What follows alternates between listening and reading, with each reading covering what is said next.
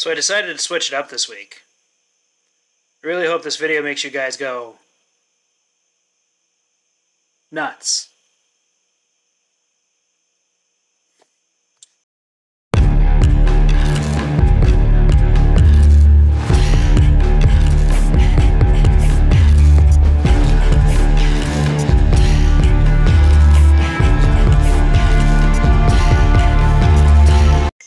Welcome everyone to another episode of The Hungry Heathen's Kitchen. This week we're going to switch it up a little bit. Instead of doing a meat dish like we usually do, we're going to do something different and make hazelnut treats. These come from Hedeby.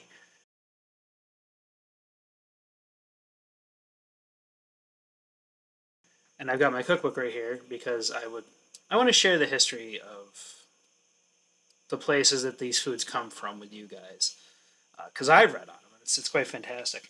So we're going to start just a quick paragraph. Sailing past the many islands of Denmark, one would sooner or later reach the point where Jutland joins the continent. There an inlet eats into the base of Jutland, almost cutting it off from the mainland. As one slowly rows further down the reed-lined inlet, one cannot help but to notice a stark contrast to the Norwegian landscape, where just a week earlier, one has been surrounded by raw, mountainous landscape. Here, one is greeted by a low flatland dotted with copses and swamps. By the end of the inlet, the outlines of a fortified settlement can be traced against the lingering light. This is Hedeby, the most southern of the Danish trading sites, and a stop for most traders going from Scandinavia to the continent or back. With the ships securely moored at the jetties, it would have been a short walk over to the main trading area. Here, the town would be buzzing with activity, with traders and craftsmen side by side. If one was affluent enough, this would be the place to buy a good slave, some salt, or objects, or goods from the continent itself. Though officially protected by the Danish king, the language spoken was Slavonic rather than Danish. But as in most other trading places, the traders all talked the language of the barter, with bits and pieces of the language of their colleagues. When leaving for the continent, one would do best, though, to drag the ship on land following the mighty wall west until one reaches the waterways on the other side. Though hard work, it was a much safer and faster trip than sailing around the north of Jutland. And there would always be a farmer willing to make extra coin by hiring out a few oxen to help pull the load. Now, this week, the Hazelnut Treats. The scarcity of the sweeteners at the time, cakes, cookies, things like that were often scarce. And honey was more than likely used for mead than it was a sweetener. To the wealthy, though, it could indicate their wealth, be associated with health and healing, things of the like. Now, the inspiration of this dish comes from Scandinavian herbal treatises, dating back to the 13th century. And it says, giving remedy for the coughs, against coughs, and part of this is lost. Take hazelnuts and peel them, pound them small with boiled honey, and eat this daily. It will help soon. So we're gonna remake that tonight. So what you're gonna need, you're going to need 200 grams of hazelnuts, which I already got here in my bowl. You're gonna need 1 egg, which I've already got here in this bowl. We're gonna need a quarter cup of honey. I don't think it really makes a difference the kind of honey you use. I prefer wildflower and raw honey. That's just me. You're going to need a half to 3/4 of a cup of flour, which I still have to grab because we're always well prepared here. And that's all you're going to need. It's pretty simple, pretty easy. Now to start, you're going to want to pound or grind the nuts finely. Hi, it's Fitz with Slap Chop. You're going to be in a great mood all day because you're going to be slapping my nuts with a... Now, if you're going to stick to the old ways, use a hammer. But you don't have to. It's not necessary. You can use a blender. Now, behind me is a $17 blender I bought at Walmart. I didn't get the 2-year protection plan on it, and I'm quite curious to see how well this is going to work. So it's either going to work or it's going to be hilarious. Either way, like we like to do here, was experiment. So we're going to take our 200 grams of nuts, and we're going to put them... I'm going to move that so I can actually get the bowl in there. Just shove them right in there. Now you can peel them if you want. I don't have that kind of patience. So, take a sip of our tea. Delicious. Alright, now, plug your ear holes, it's going to get loud. I think we're going to put it on chop.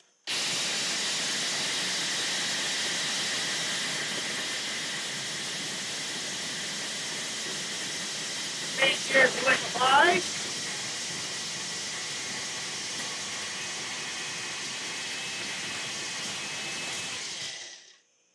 Wow, I'm impressed. The $17 blender didn't explode. Now, take those, put them back in our bowl for the time being. Yeah, that works. Now, yep, I'm just going to yeet that right out of the way. You want them kind of a consistency like that. Dust, if you will. Finely chopped. Now, I want to take our eggie. One eggie. Set that right in the bowl. And we are going to beat it. We're just going to beat the devil out of it. Just going to give a... Just going to beat the devil. Just going to beat the devil right out of it.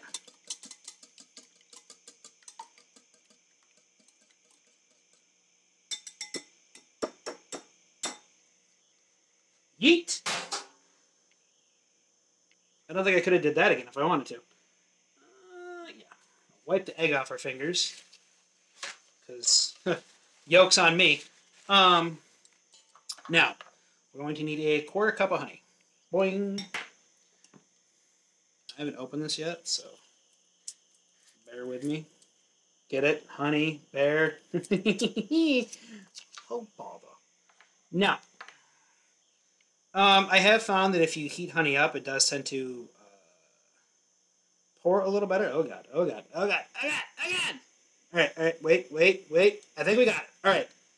I don't think I could have pulled that off again if I tried. That is a quarter cup of honey filled perfectly to the top. And you're gonna just dump that right in there.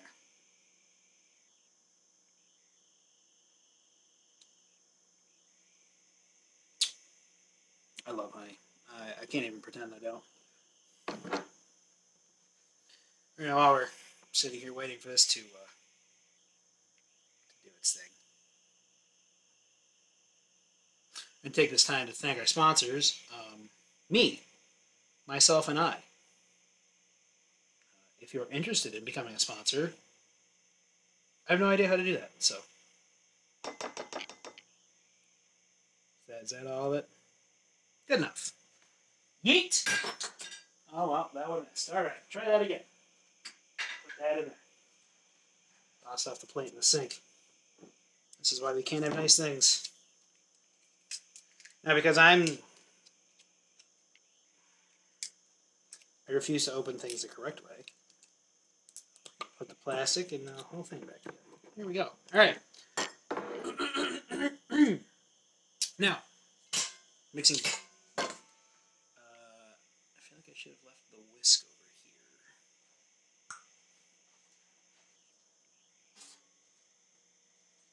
I'll rinse that off quick. Alright. And I wish you were here. Alright. So I'm going to mix the egg and honey, which is here, with the nuts.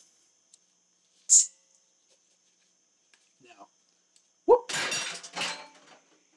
Now you ain't got to, actually, no, I'm just going to stir that up, because it is flat.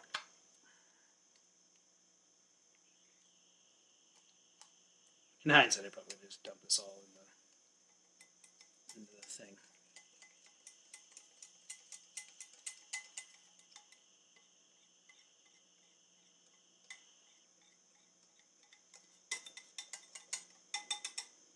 All right.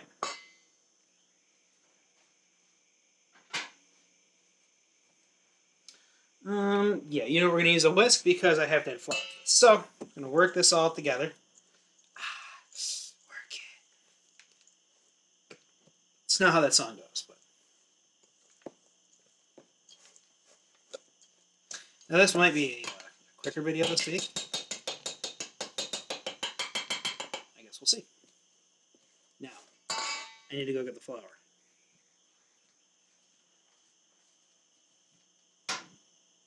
Where is the flour? Ah, there it is. Okay, all purpose, all porpoise. All right, half a cup of the flour. Now this is kind of like when we made bread. We're going to add the flour. Can you? Hello? There we go. Try not to make a mess. Now, we're going to add the flour to it.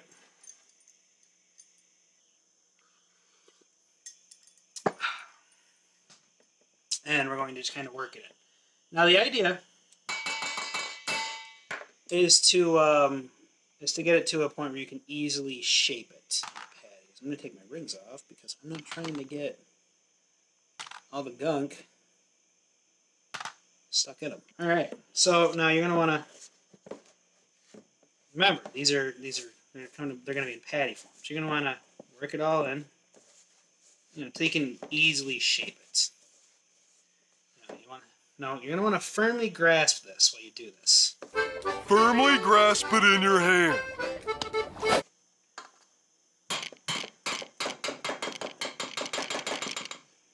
I feel like a whisk may not have been our best idea.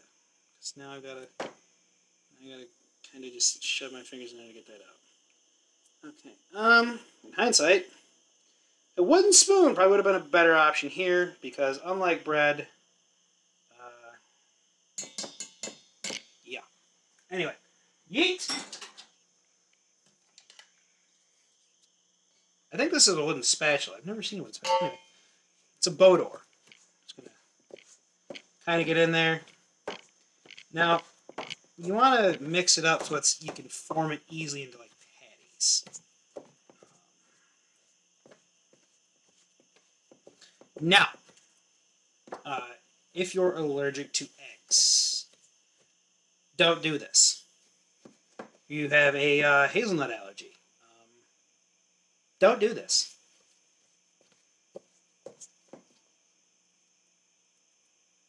I mean, I feel like that's...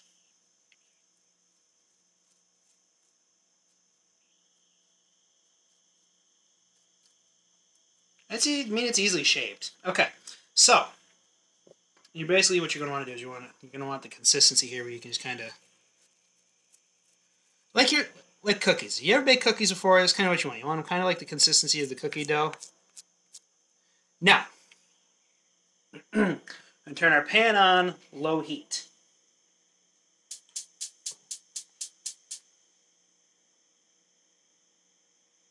Because the idea here is we're not going to fry them, we're going to dry them.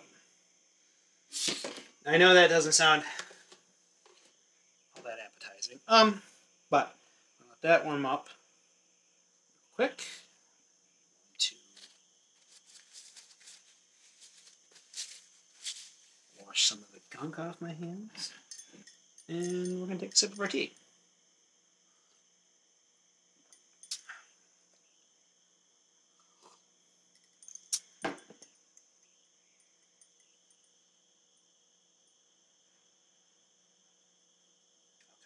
So, we're drying these, not frying them. So you're going to make them into a patty. It is really no more than a centimeter, so like that. Centimeter and a half. You're going to put them in there. Now, I don't know what's going to happen if you fry them. I've made these before now, so I guess we'll find out. But you don't want to use oil or any cooking spray or anything like that in your pan. Again, we're not trying to fry them, we're trying to dry them. Now, if you're doing this the traditional way, you can put them on a cooking stone next to some embers. So if you happen to have a fireplace or you just feel like making a fire outside, you know, that's how you're going to do that. I, however, don't want to make a fire outside because, well, it's cold out and I don't want to. You know, roll them up into balls, and then I kind of flatten them out. Like I said, no more than 1.5 centimeters thick. And I know it's like I'm not about to get out a ruler and measure this, but I think that's pretty good. Put them in there. Now, if you're not a fan of honey, I don't know how these are going to taste. If you're not a fan of honey, this might not be a dish for you. If you're not a fan of hazelnuts, this might also not be a dish for you. I don't know.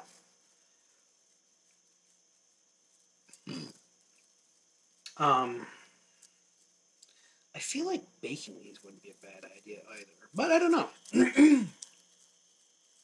So, just gonna kind of, and you know they're pretty easy to form. So that's right about 1/2 cup of flour. You can go a little more if you want. I guess it depends on how froggy you're feeling. But you know, if you don't feel like jumping, then don't start riveting. Riveting.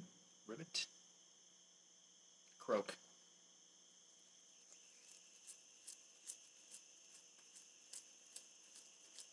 An absolute side note, I'm actually quite impressed with that blender.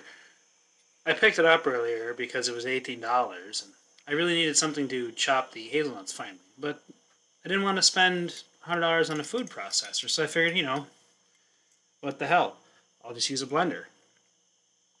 I figured if I buy the $18 one, if I destroy it, I'm not going to be out a ton of money. I haven't destroyed it so far. I mean, we ran nuts through it.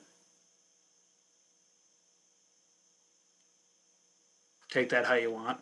But it's still running, so hey. But the year is young.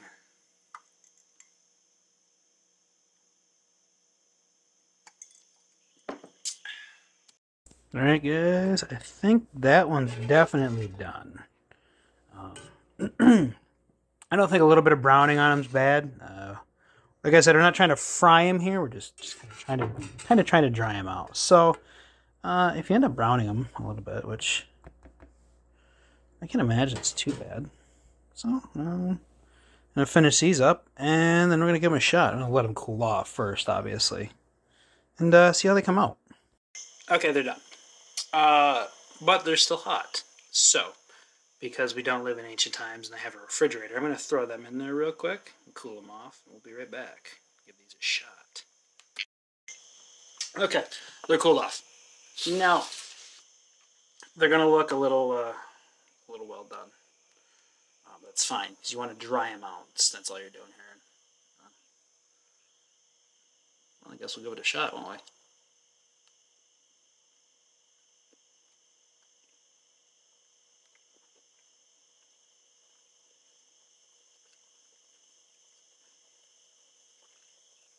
There really isn't a lot of flavor to them, to be honest. They're kind of bland. I would recommend, if you do make these, to throw a little bit of cinnamon on them. Or maybe even some butter. Well, now that has me thinking. Ah, yes, the infamous tub butter. So, now, we tried them based off their recipe. So, now we're going to try them with a little bit of butter on them. And then really, when you think about it, this isn't that far out of the possibility. Because they did have butter. I cows. So they would have had to have butter. I mean, last week we made buttered turnips. So, Let's see how these taste with butter.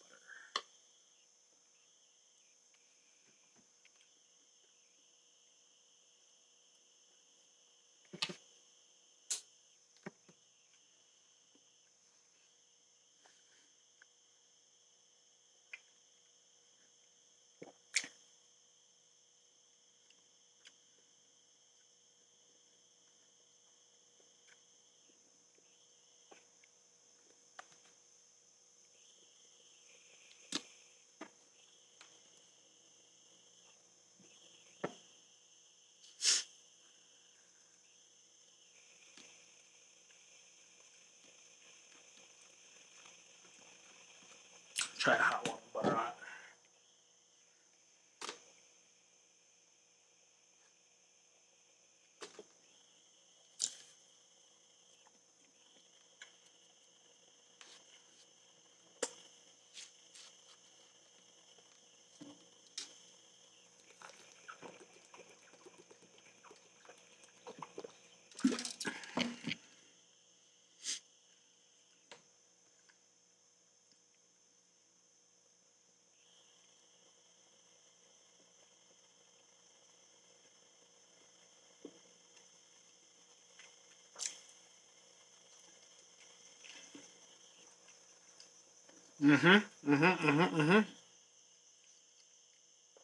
That's a ticket right there. So, that's actually really good.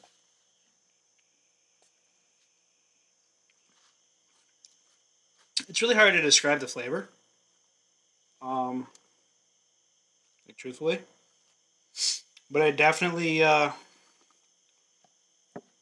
recommend butter if you're gonna make these. Or even throwing some cinnamon into it. There's nothing saying you can't experiment, which is the great thing about cooking, because you can, in fact, experiment. There's nothing saying you can't. And I mean, we made these based off the recipe, and really, with everything in that we know so far in antiquity, a lot of it was lost to history. So there's nothing saying that they didn't use butter or condiments. Like a YouTuber that I follow, Ocean Caltoy, says, some things just weren't written down. They weren't really extravagant enough, like the use of incense, for example, as an offering. It was just normal everyday practice, so it wasn't written down. So I mean, there's really no telling whether or not they actually used butter on these, but